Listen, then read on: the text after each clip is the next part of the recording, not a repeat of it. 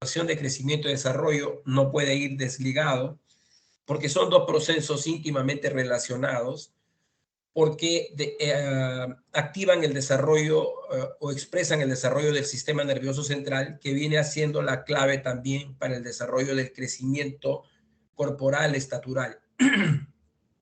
Por lo tanto, si bien vamos logrando una madurez desde el punto de vista de capacidades y habilidades, estas tienen que ir acompañadas de un desarrollo físico que lo permita. Entonces, por lo tanto, son dos procesos que están íntimamente ligados.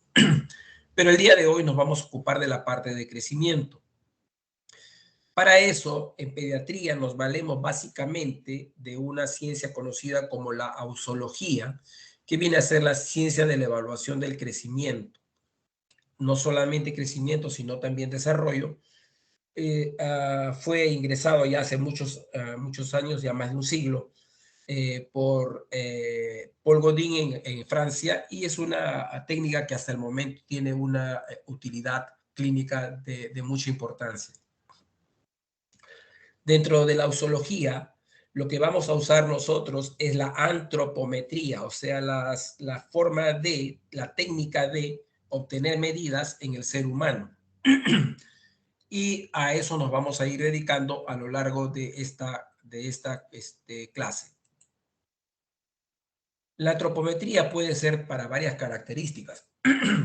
Así tenemos una antropometría básica, que lo que trata de obtener son medidas estaturales o de longitud. Y aquí hay una pequeña diferencia, porque generalmente la talla la evaluamos luego que el niño ya ha adquirido una capacidad de estar en bipedestación en una forma correcta, que generalmente la hemos considerado por acuerdo a los 2 años, mientras que previamente preferimos medirlo al niño en una posición en decúbito dorsal para poder medir su longitud. El otro indicador antropométrico es la velocidad de crecimiento, o sea, conocer cuántos gramos, cuántos kilos, cuántos centímetros está ganando un niño durante su crecimiento.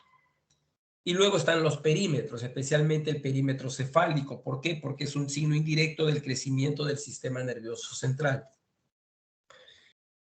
Luego tenemos la antropometría de uso nutricional, que además de los previos, ingresa a ese grupo el peso para correlacionarlo con la talla o la longitud. ¿Y por qué es importante eso? Porque el peso y la talla no deben ser, y lo repito, nunca deben ser evaluadas por separado en un mismo paciente o en un mismo niño. Tienen que ir juntos. Por lo tanto, el peso es dependiente prácticamente de la talla. Luego tenemos los pliegues cutáneos que han sido ingresados como una forma de calcular la posibilidad de pérdidas bruscas o aumentos bruscos de peso. Por eso son pliegues utilizados tanto en la medición de desnutrición en trabajo de campo como también de obesidad. Y finalmente, dentro de la antropometría nutricional, los perímetros corporales, porque también la medida de los perímetros, por ejemplo, de brazo, antebrazo, han sido de gran utilidad cuando se ha hablado de desnutrición para evaluación en campo, y como es ahora, por ejemplo, el perímetro abdominal para la evaluación de niños con riesgo de estar haciendo obesidad abdominal. Y por último, hay antropometrías para situaciones muy especiales, como son la medición de proporción y segmentos. Por ejemplo, si tenemos un niño que tenga displasias óseas, quiere decir crecimientos asimétricos de sus extremidades, por ejemplo, para poder medir mejor y evaluar mejor su crecimiento, hay que hacer mediciones de los segmentos corporales y luego relacionarlos para ver si está creciendo simétricamente o no. Como que también puede ser usado, por ejemplo, en especialidades quirúrgicas. Cuando un niño ha tenido, por ejemplo, un accidente y hay una diferenciación de miembros y se hace un manejo quirúrgico para elongar el miembro que ha sido afectado, entonces ahí podemos usar técnicas como la anemometría, por ejemplo, que mide el crecimiento del segmento inferior a nivel de la tibia peroné. Luego acá un ejemplo para que vean ustedes cuando uno hace relación de segmentos o para buscar proporción de segmentos en niños en los cuales pudiéramos estar observando alguna patología. Y ustedes acá, por ejemplo, tienen a un niño de 2 años con crecimiento normal y a su lado tienen un niño de 8 años con hipotiroidismo, y pueden ver a ustedes aquí cómo hay una semejanza en cuanto a los segmentos inferior con superior, pero sin embargo una gran diferencia en la proporción corporal. Y lo mismo pueden ver al otro lado, donde ven a un niño normal de 8 años y ven a un niño de 8 años, pero con deficiencia de hormona de crecimiento, y ustedes pueden darse cuenta aquí cómo manteniendo los dos el mismo tipo de proporciones simétricas, sin embargo, las diferencias estaturales son marcadas. Entonces, para esto nos sirve mucho en la sospecha patológica el hacer la medición de segmentos y proporción. Para la evaluación nutricional es donde más utilidad le hemos encontrado a la antropometría. Entonces, ustedes probablemente ya están haciendo trabajos y talleres en los cuales están utilizando los datos antropométricos para hacer una interpretación del crecimiento del niño. Entonces, estos datos antropométricos pueden ser evaluados en uno o varios momentos, pero a lo largo de la historia ha venido ocurriendo pues cambios sustanciales entre los cuales nos hemos puesto a pensar. Si nosotros establecemos datos antropométricos en estándares poblacionales normales y especialmente para niños, tendremos que pensar cómo es que fueron obtenidos, o sea, de qué población han sido obtenidos, cuál es la población de referencia. Muy bien, pero antes de continuar con eso, nosotros debemos entender para qué hacemos la medición, para qué hacemos la obtención de datos antropométricos. Y entonces aquí ya no solamente vamos a hablar de la medida como un dato aislado, sino lo vamos a hablar como indicadores. Entonces, luego de haber entendido por qué vamos a pesar, por qué vamos a medir, por qué vamos a establecer una relación entre los dos, vamos a hablar de los indicadores a partir de medidas antropométricas. Entonces, recuerden, la antropometría en el uso nutricional no es solo la medición, sino el indicador. Por ejemplo, peso para la edad, talla para la edad o la relación peso-talla. Entre otros indicadores que también son muy utilizados, tenemos el índice de masa corporal, que como ustedes ya deben saber, es la relación entre el peso y la talla, pero la talla considerada al cuadrado. Y los perímetros y pliegues, y ya vamos a tener un tiempito para hablar de velocidad de crecimiento. Entonces, tenemos dos ítems que tenemos que evaluar. Primero, población de referencia con la que nos vamos a comparar, o sea, de dónde vamos a obtener los datos con los cuales vamos a decir este niño está creciendo dentro de los estándares normales o no, y luego, qué indicador estamos utilizando. Entonces, para eso nos valemos de esta curva gaussiana que ustedes ya deben conocer muy bien, para interpretar los datos que se van obteniendo. Y entonces aquí aparece una consideración especial que son las desviaciones estándar. La media corresponde a la cero desviación estándar, mientras que las ampliaciones en positivo o negativo las vamos a considerar en orden numérico del sistema decimal. Entonces, 1, 2, 3 o negativo como -1, -2, -3. ¿Qué es lo que se ha acordado ya para tomar un acuerdo entre todos y hablar el mismo idioma? Que vamos a considerar como un rango normal a todos aquellos niños que luego de haber sido medidos, pesados, etcétera, los ingresemos dentro de una curva estándar obtenida de un grupo poblacional desde su media hasta -2 desviaciones estándar en negativo o +2 desviaciones estándar en positivo. ¿Y por qué? Porque en ese grupo se ha demostrado que se agrupa alrededor del 95% de la población estudiada. Y cuando se habla de -3 y +3, prácticamente se incluye al 100%. Entonces, pregunta, ¿por qué no se usa el +-3 y se usa el +-2? ¿Por qué?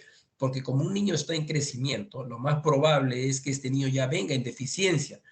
y al encontrarlo nosotros alrededor de menos 2 desviaciones o de más 2, ya están prácticamente en riesgo de ingresar al problema mayor. Entonces, para evitar eso, es que aquí se ha utilizado como punto de corte más menos 2 desviaciones estándar. Sin embargo, un 5% de la población, como ustedes ya se han podido dar cuenta, recuerden, acá era el 95%, un 5% de personas que son normales pudieran caer dentro de este grupo del 5% faltante, que serían considerados como anormalmente, con crecimiento anormal. Entonces, hay un 5% de sesgo de esta curva gaussiana. Sin embargo, es preferible actuar por defecto que evitarlo y después ser más tarde cuando ya veamos el problema establecido. Entonces, la probabilidad que un individuo sano arroje resultados estadísticamente anormales va a aumentar conforme aumente el número de mediciones. Entonces, a más niños evaluemos, probablemente un número mayor va a caer ahí.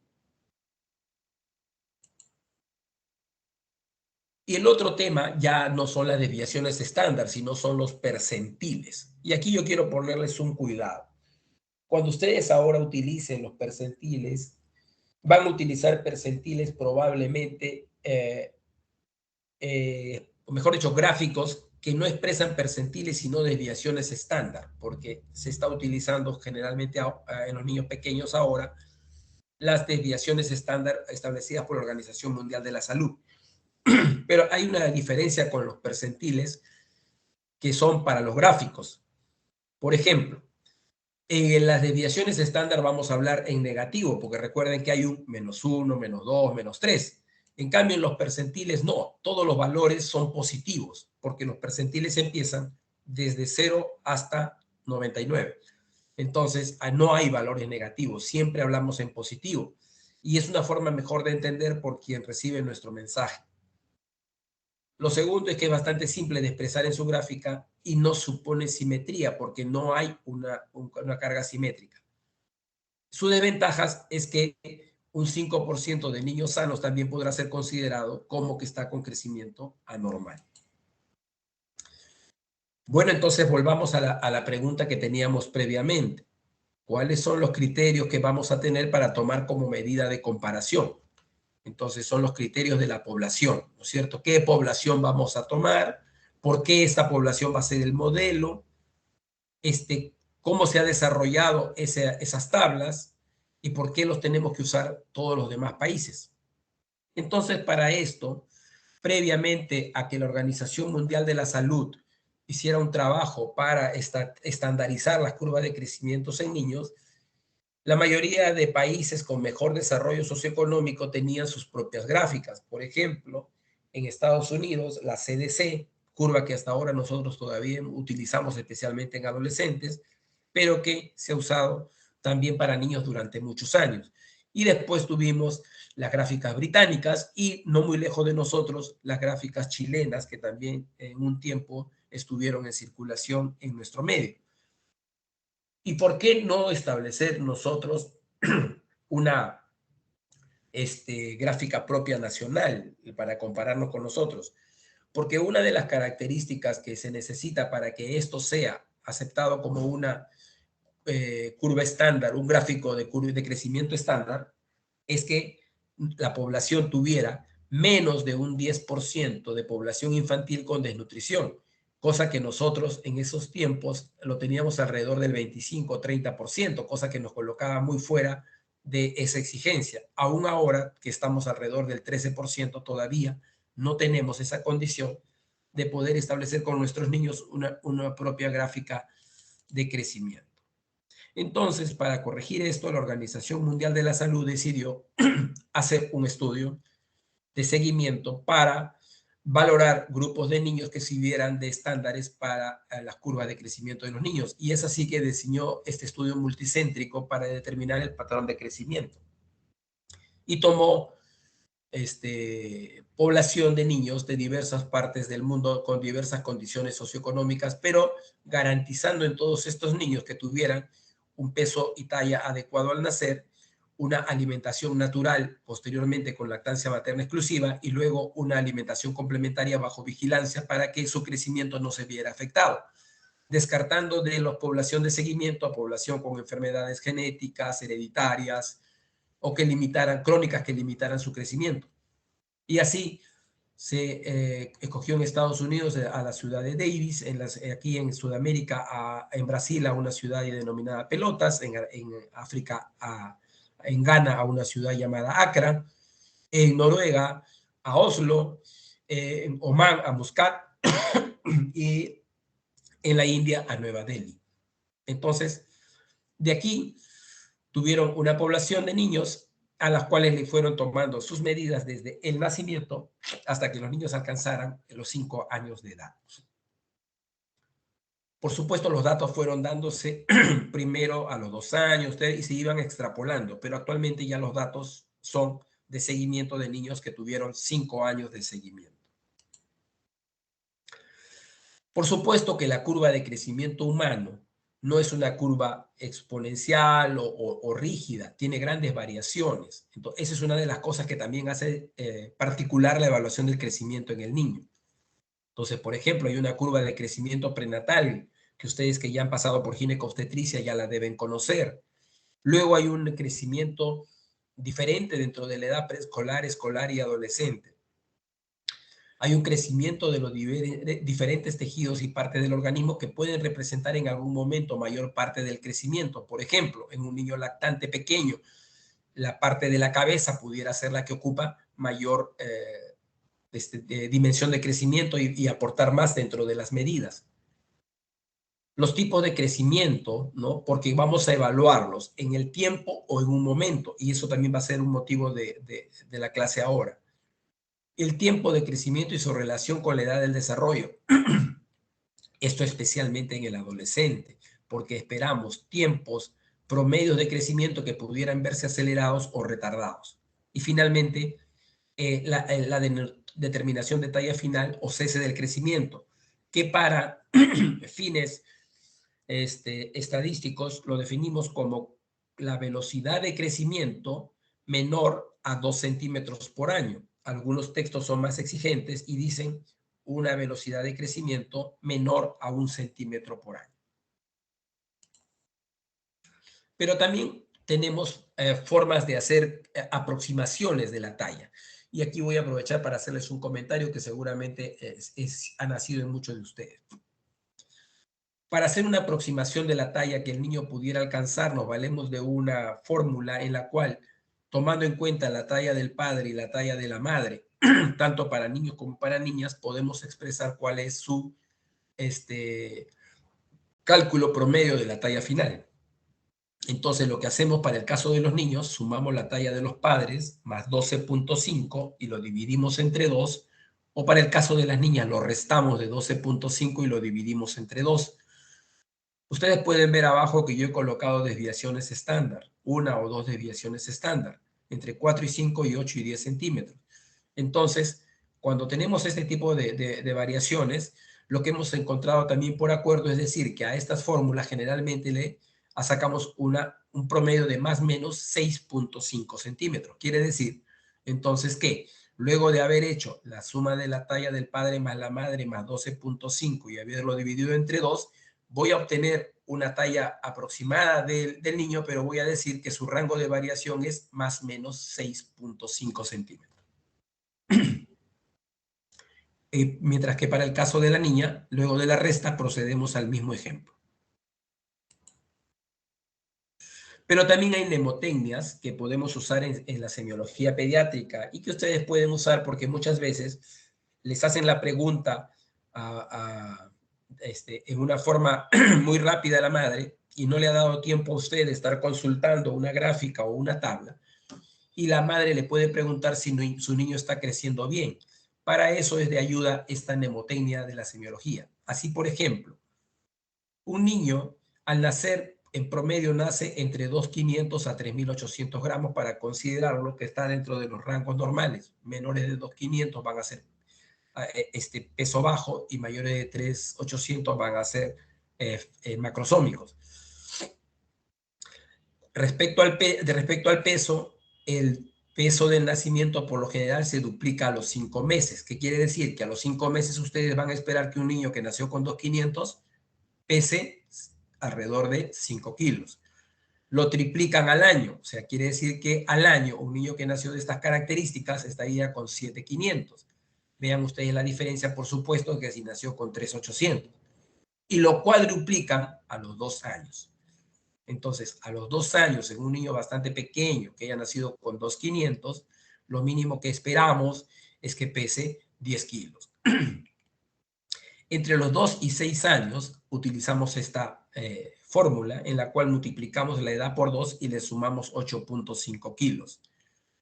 Y entre los 6 y 12 años, la edad por 3 y le sumamos 3. ¿Y por qué no continuamos con la mnemotecnia después de los 12 años? Porque probablemente ya la mayoría haya ingresado a la pubertad, donde el crecimiento sí ya tiene una exposición diferente. Con la talla, recuerden que también las tallas promedios generalmente de un niño al nacer van entre 48 y 52 centímetros y que estos aumentan 16 centímetros durante el primer semestre y 8 centímetros durante el segundo. Entonces también ténganlo en cuenta, hacen una suma y si ustedes ven 16 más 8 es 24, eso les dice que durante el primer año un niño está creciendo entre 24 y 25 centímetros por año. A los 4 años alrededor la mayoría alcanza 1 metro. Y aquí es una de las características de por qué ustedes cuando van si alguno de ustedes tiene hijos o ha acompañado a alguno de los niños, cuando van a alguno de los lugares de juegos, le piden que mida un niño 1 metro. ¿Por qué? Porque se calcula que más o menos un niño que mide 1 metro ya tiene 4 años y es un niño que puede obedecer órdenes. Y entre los 5 y 10 años ya crecen 5 centímetros por año, teniendo en cuenta que también se señala que a partir de los 10 años, en especial las mujeres, ya deben estar ingresando a la pubertad. El otro término que quiero que reconozcan es el término de la velocidad de crecimiento y el fenómeno de recuperación de crecimiento conocido como catch-up. Entonces, estos dos términos también son importantes para que los tomen en cuenta. Vayamos primero con la velocidad de crecimiento y aquí les expongo una gráfica de velocidad de crecimiento señalándoles que siempre se expresa por año, centímetros por año, o sea, la velocidad de crecimiento. Así yo la calcule en un tiempo menor a 1 año, la tengo que extrapolar y expresar en centímetros por año. En esta gráfica está expresada también por percentiles. Y quiero que ustedes observen la gráfica. Esta gráfica es totalmente diferente a la gráfica que ustedes están acostumbrados a ver ahora cuando ven la de la OMS o cuando ven la de la CDC. Porque aquí lo que estamos viendo son prácticamente curvas negativas de crecimiento y solo positivas en un momento. Entonces, cuando se les haga la pregunta respecto a la velocidad de crecimiento, cuando la velocidad de crecimiento es más frecuente o más positiva en la vida postnatal, ustedes deberán responder durante la pubertad o la adolescencia si es que no encuentran el término pubertad en la pregunta. Pero cuando les hablen, cuando es más alta la velocidad de crecimiento en centímetros por año, es en los lactantes que están creciendo a un ritmo de 25 centímetros por año, mientras que las más altas que logran alcanzar los púberes generalmente no superan los 12 centímetros por año. Entonces, curva positiva en la vida postnatal, la adolescencia. Mayor ganancia en centímetros por año en la lactancia. No se olviden. Lo otro es el término de la recuperación del crecimiento luego de un tiempo de supresión porque ha habido una malnutrición calórica o no, por alguna enfermedad no ha podido estar recibiendo o utilizando bien las cantidades energético-proteicas. Entonces, a esa recuperación se le denomina recuperar, catch up, tomar, coger de nuevo su canal de crecimiento previo.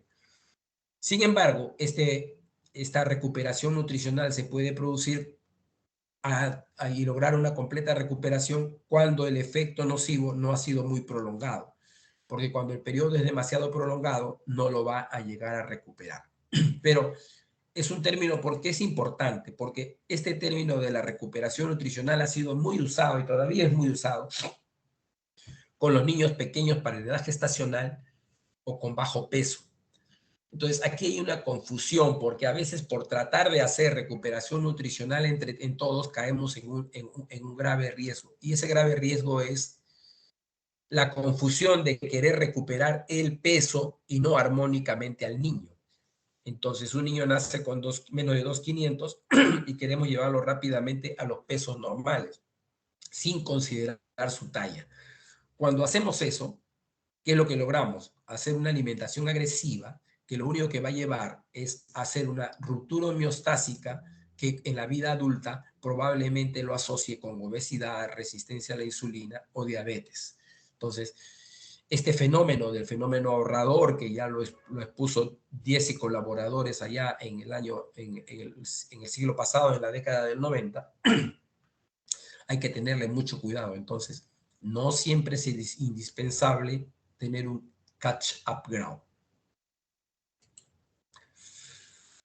Bueno, y lo otro es aquí para que ustedes también tengan en cuenta en pediatría en qué orden se van alterando los parámetros nutricionales en el niño que se está desnutriendo, o sea, que el niño que está teniendo desnutrición aguda o crónica. Lo primero que se limita en un niño que está en estas condiciones es su actividad. Por eso, valga la expresión, en pediatría decimos niño que no friega, niño que está enfermo, porque los niños por lo general son activos. Entonces, un niño que entra en hipoactividad es reflejo por lo general de algún problema, alguna enfermedad concurrente o porque no se le está dando la suficiente cantidad de nutrientes. Lo segundo que va a disminuir es su velocidad de crecimiento, o sea, va a limitar tanto la ganancia de peso como de talla. ¿Por qué? Porque trata de ahorrar ¿para quién? Para los órganos principales. Cuando se supera esa etapa, ya definitivamente se afecta el peso. Primero será el peso para la edad porque todavía caerá dentro de los rangos normales y luego ya se afectará el peso para la talla y en los indicadores lo veremos en las gráficas ya alterado. Pero si el proceso de falta de nutrientes persiste, luego de haber perdido la actividad, de haber dejado de ganar peso y talla, y luego de haber sacrificado su peso, comienza a sacrificar la talla. Cuando llegamos a este espacio, hablamos de espacio de cronicidad.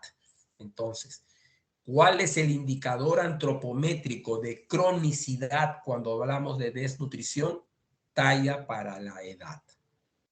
Y si es un niño pequeño, lo último que sacrifica es su perímetro cefálico. ¿Por qué? Porque trata de preservar el desarrollo del sistema nervioso central hasta el final. Dentro de la valoración antropométrica, otros dos puntos importantes son la denominación de canal de crecimiento. El canal de crecimiento no es otra cosa que la visualización gráfica del crecimiento longitudinal de un niño. Entonces, por ejemplo, situémonos acá donde estoy colocando mi puntero que aparece como una cruz. Vean ustedes que los dos están en el mismo punto acá, tanto el de color rosado como el de color azul. Y dense cuenta ustedes que si los viéramos en un solo momento, olvidándonos de lo que está para atrás, en ambos podríamos decir que están en riesgo de ¿qué? En riesgo de desnutrición, porque ya están por alcanzar las -2 desviaciones estándar. Sin embargo, cuando lo miramos longitudinalmente, encontraremos que el paciente de los círculos rosados está más bien en un crecimiento normal porque tiene adecuado canal de crecimiento, mientras que el paciente que está graficado con azul sí está teniendo una franca disminución y retardo del crecimiento. ¿Por qué este ejemplo? Para que diferencien una evaluación transversal, que solamente mide un momento, de una longitudinal, donde podemos evaluar su canal de crecimiento y su velocidad de crecimiento. Entonces, cuando tengamos una velocidad de crecimiento normal o disminuida, nos haremos las siguientes preguntas. El niño me parece pequeño, ¿correcto? lo vamos a medir y le vamos a hacer un seguimiento, ¿correcto? Le vamos a tomar su peso y le vamos a hacer un seguimiento. Muy bien, hacemos ambas cosas y encontramos que su velocidad de crecimiento es normal. En ese caso hablaremos de niños que tienen probablemente variaciones del crecimiento, pero que son normales. Por ejemplo, una talla corta familiar. Es un niño pequeño y siempre va a ser pequeño. O un retardo constitucional del crecimiento. Un niño que a pesar de no estar creciendo en forma adecuada va a alcanzar su talla final objetivo. Mientras que si la velocidad de crecimiento es disminuida, para nuestro medio todavía sigue siendo la principal causa la malnutrición. Mientras que le siguen las enfermedades crónicas, tantas que tenemos, infecciosas o no, los síndromes de deprivación afectiva, no los pierdan de vista, y el uso de medicación. Más atrás, las enfermedades endocrinas o genéticas. Y esto lo pongo siempre, por ejemplo, ¿por qué? Porque hay la creencia que todo niño que crece pequeño puede tener un problema endocrinológico y eso no es así. Muy bien, llegamos a este momento. ¿A quién voy a evaluar? ¿A una población o a un individuo? Ya. Por ejemplo, yo siempre les hago, valga la redundancia, este ejemplo a ustedes. Ustedes se van a hacer sus serums, los llevan a algún pueblito del interior de nuestro país y le dicen, usted va a tener que hacerme una evaluación nutricional de los niños menores de 5 años de su localidad o de su área de influencia. Entonces ustedes ahí no van a evaluar un individuo, van a evaluar una población. Entonces, ¿ustedes qué es lo que van a hacer? Pues van a coger su tallímetro, van a coger su pesa y van a comenzar luego de ver, si la población es muy grande, probablemente van a tener que hacer una distribución aleatoria para ver a qué niños van a buscar. Y si es una población pequeña, probablemente los van a buscar a todos. Y a todos los van a ir a pesar y medir. Mientras que si van a evaluar un niño, es probable que sea un niño que va al centro a todos sus controles de control de crecimiento y desarrollo y ustedes van siguiendo y tienen anotado su crecimiento. Vayamos con el primer caso. Vamos a medir una población. Para eso se ha establecido esta clasificación nutricional de un autor Waterloo. Esta clasificación de Waterloo busca a través de los indicadores establecer un diagnóstico. Entonces, yo acá he colocado el de peso-edad, pero ustedes van a ver que muchos libros lo excluyen y solamente usan talla-edad y peso-talla. ¿Por qué? Porque la relación peso-talla nos va resultando más exacto. Entonces, en un paciente eutrófico, y vuelvo a casi también voy a repetir, eutrófico, no sano, porque un niño puede tener muy buen crecimiento, pero puede tener una enfermedad. Entonces, la antropometría no califica estado de salud, sino trofismo de crecimiento, por lo tanto, eutrófico. Peso para la edad normal, talla para la edad normal y peso para la talla normal. Quiere decir, entre las más menos dos desviaciones estándar o entre el generalmente quinto y 95 percentil de las gráficas que estén usando. Cuando a este niño eutrófico, o sea, por una condición, por cualquier condición, el aporte energético es deficiente para su crecimiento, va a sacrificar, como ya les dije, el peso. Y por lo tanto vamos a entrar a una condición de agudeza y a esto se le denomina desnutrido agudo. Aquel desnutrido agudo tiene un peso para la talla normal o disminuido. ¿Y por qué pongo normal? Porque pudiera que ha estado en la cero desviación estándar y ahora está en el menos 1.6 y para mí todavía está dentro del gráfico normal. Pero viendo ese descenso ya lo consideramos peso para la talla disminuido. Mientras que la talla no se ha afectado. Siguiendo el proceso, cuando llegamos al estado de cronicidad, definitivamente hay un desnutrido crónico, lo que se va a sacrificar es la talla. Entonces, el desnutrido crónico puede pasar por dos etapas. Una, en la que solamente es la falta del aporte y no tiene ninguna enfermedad concomitante y se le llama desnutrido crónico compensado. Se sacrifica la talla para la edad, pero el peso para la talla todavía es normal. Mientras que cuando a este niño le afecta una enfermedad, se reagudiza y por lo tanto acá se compromete siempre pues ya la talla por lo crónico, pero también se compromete el peso para la talla. Dentro de estos dos grupos, desnutrido crónico compensado y el reagudizado. El desnutrido crónico reagudizado, a más pequeño sea el niño, es el que más alto riesgo de mortalidad tiene. El más riesgo de morbilidad, el desnutrido crónico compensado. Y el desnutrido crónico reagudizado de mortalidad a corto plazo. Mientras que el desnutrido crónico obeso, que ya es una adaptación de la clasificación de Waterloo, tiene la talla para la edad disminuida, pero tiene el peso para la talla aumentado. Y estos son los pacientes que tienen alto riesgo de morbilidad a largo plazo. Mientras que el obeso es aquel que tiene por lo general una talla normal o incluso incrementada, especialmente si es mujer, y un peso para la talla aumentado. Entonces, esta es una clasificación que lo que va a usar es el dato transversal. Le voy a hacer una sola medida y con esa sola medida voy a interpretar. O sea, peso y talla, hago una interpretación y los voy a hacer ingresar acá en esta curva, en esta clasificación. Pero un ratito, dentro de cada clasificación, teniendo en cuenta ustedes las variaciones que hay con nuestros estándares, de repente aquí hemos ingresado pacientes que son normales y que no tienen historia de desnutrición. Por lo tanto, esto debe ser siempre apoyado por una adecuada historia nutricional. Si no hay carencia dentro de la historia nutricional, por ejemplo, y yo encuentro un niño con desnutrición crónica compensada, podría tratarse de un niño de talla corta familiar. Sin embargo, cuando la talla se encuentra por menos de 3 desviaciones estándar, ahí sí por lo general se expresa patología. Entonces, todo niño que ustedes lo encuentren con una talla menos de 3 desviaciones estándar, por lo general piensen que hay un compromiso patológico de fondo.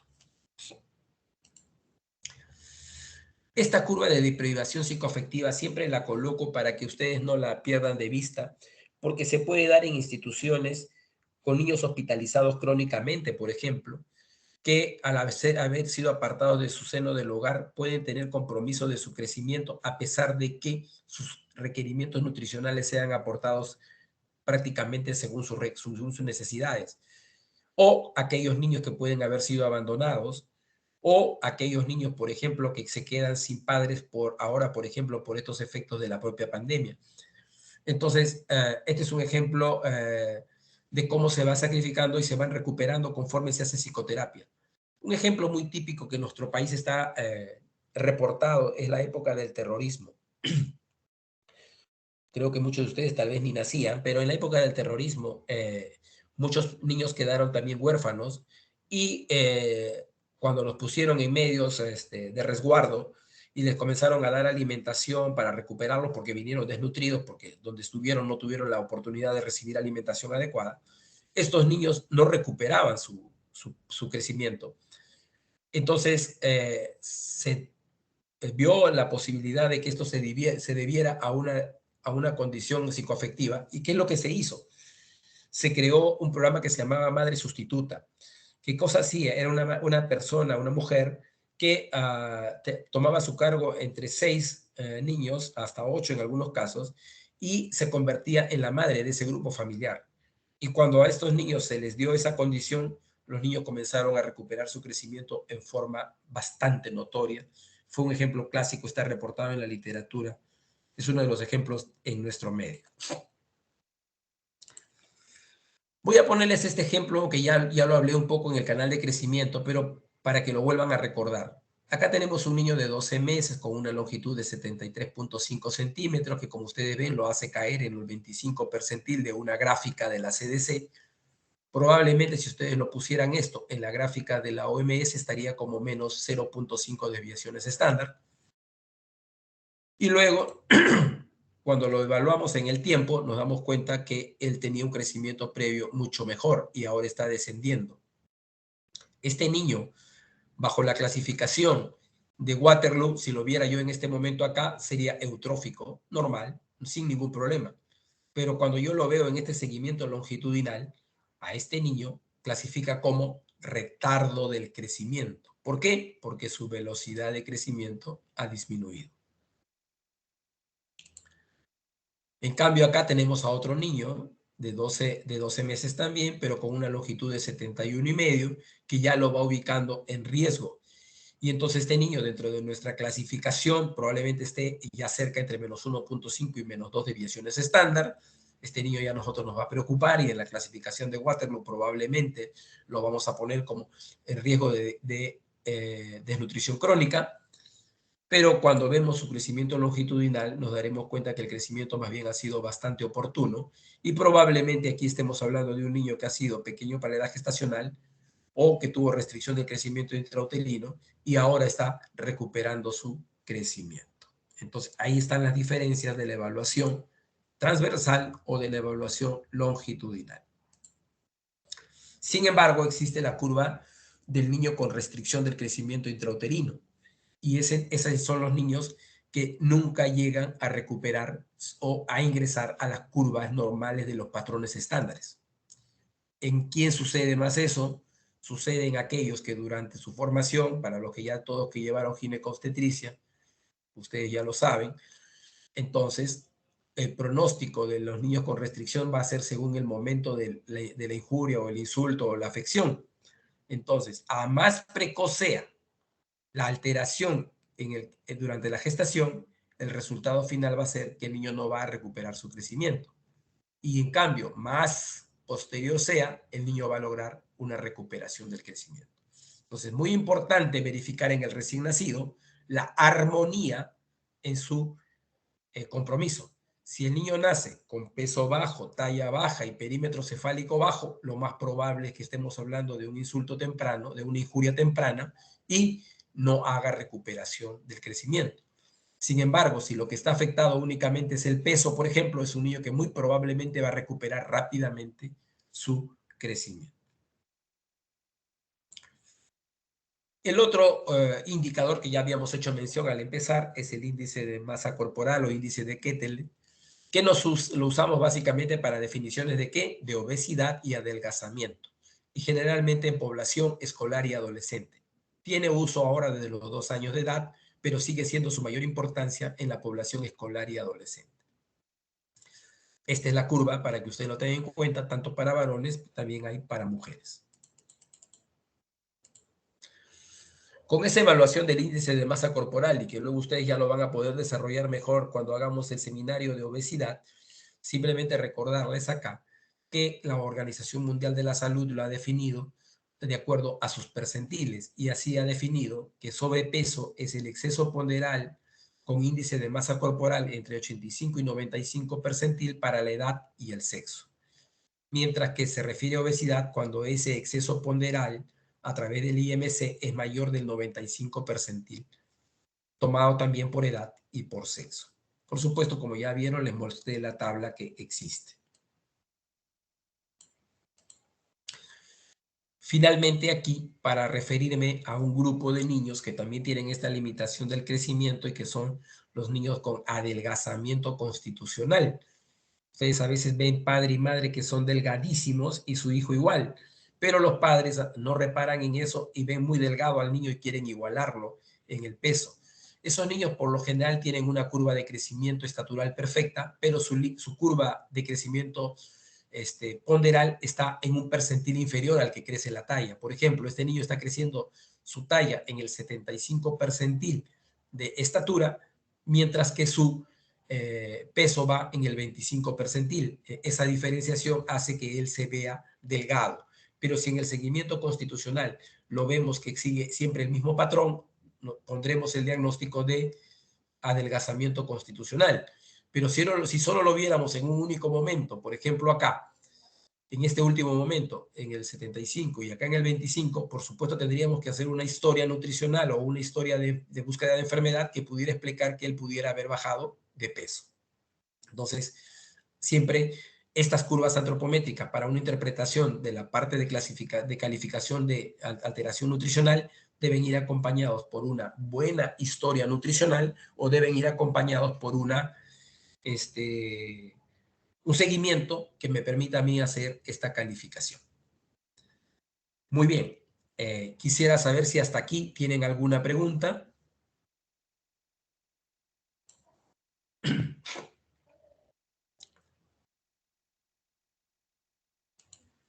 Doctor, estos niños con adelgazamiento constitucional necesitarían recuperar su peso para esa talla, porque No, se ven porque delgados. no, justamente esa es la diferenciación, es constitucional. Si ellos hubieran tenido pérdida, o sea, si hubiéramos visto que han disminuido, por supuesto, ahí sí, pero acá no, acá este niño no tiene pérdida, este niño tiene un patrón de crecimiento similar, entonces este niño no es que tenga una alteración, sino ese es su patrón de crecimiento, o sea, es un delgado per se. De repente ustedes tengan algún colega o un compañero que es así, ¿no? Y ustedes dicen, o una compañera que dicen, ¿cómo puede comer así y se mantiene igual? A diferencia de nosotros que si comemos así terminamos en el rango de obesidad. Y es porque hay gente que tiene un patrón constitucional de un metabolismo energético diferente que le hace tener ese patrón. ¿Alguna otra pregunta? ¿Comentarios?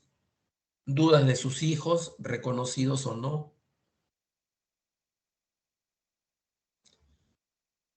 Bueno, entonces, jóvenes, si no hay ninguna duda, entonces, por favor, vayan a sus prácticas. Por favor, aprovecho la oportunidad para decirle a mi grupo de práctica que nos encontramos aquí a las 10 de la mañana. Muy Doctor, bien. disculpe, Que tengan muy... antes que, Sí, no sé bien. si podría hacerle una última pregunta sobre velocidad de Sí, crecimiento y sí, la sí. curva positiva. Doctor, esa parte no me quedó bien claro. ¿Cuál es la diferencia entre curva positiva y la velocidad más alta de crecimiento? Siento que las dos están Ya, como que a muy ver. elevadas la tasa de crecimiento anual. A ver, normalmente cuando un niño nace, ha nacido con una velocidad de crecimiento bastante exponencial porque ha estado ganando en la vida intrauterina un crecimiento importantísimo. Y cuando nace, su velocidad de crecimiento comienza a bajar, o sea, ya no crece a ese mismo ritmo. Es más, por eso a ustedes les he puesto el ejemplo mnemotécnico que crecen 16 centímetros en los primeros 6 meses y crecen 8 centímetros en el segundo semestre. Entonces, ¿su velocidad está aumentando o está bajando? Ah, claro, la velocidad como crece está disminuyendo. Está disminuyendo, o sea, crecía a un ritmo de alrededor de 30, 40 centímetros, perdón, alrededor de 60 centímetros por mes ahí adentro del útero, y sale y comienza a crecer a un ritmo de 25 centímetros durante el primer año. Y durante el primer semestre 16 y durante el segundo semestre 8. Entonces, su velocidad de crecimiento está disminuida. Sin embargo, el número total de centímetros de ganancia es 25, ¿correcto? Sí, doctor. Ya, ahora, vámonos al adolescente. En el adolescente les puse la misma regla mnemotécnica para que se acuerden, que está creciendo más o menos a 5 centímetros por año. Entonces, está creciendo a 5 centímetros por año, llega a la pubertad y comienza a crecer a 10 centímetros por año. ¿Ha aumentado o ha disminuido? Ha aumentado, doctor. Entonces la curva se hace positiva. Sin embargo, alcanza 10 centímetros por año. ¿Es más que 25? No, todavía no. Así es. Entonces, por eso, mientras que en el lactante la ganancia por centímetros es mayor, la velocidad de crecimiento es descendente. En cambio, en el adolescente, la curva de crecimiento es ascendente, positiva, pero gana menos centímetros que lo que ganaría un niño durante el primer año. ¿Ahora sí le quedó claro? Sí, doctor, ahora sí, muchas gracias. Muy bien. Bien, si no hay alguna otra pregunta, nadie. Ok, entonces ahora sí los dejo para que vayan a tomar su desayuno y su práctica. Y mi grupo, vuelvo a repetirles, por favor, nos encontramos 10 de la mañana. Muchas gracias. Muchas gracias, doctor. Gracias, doctor. Gracias, doctor.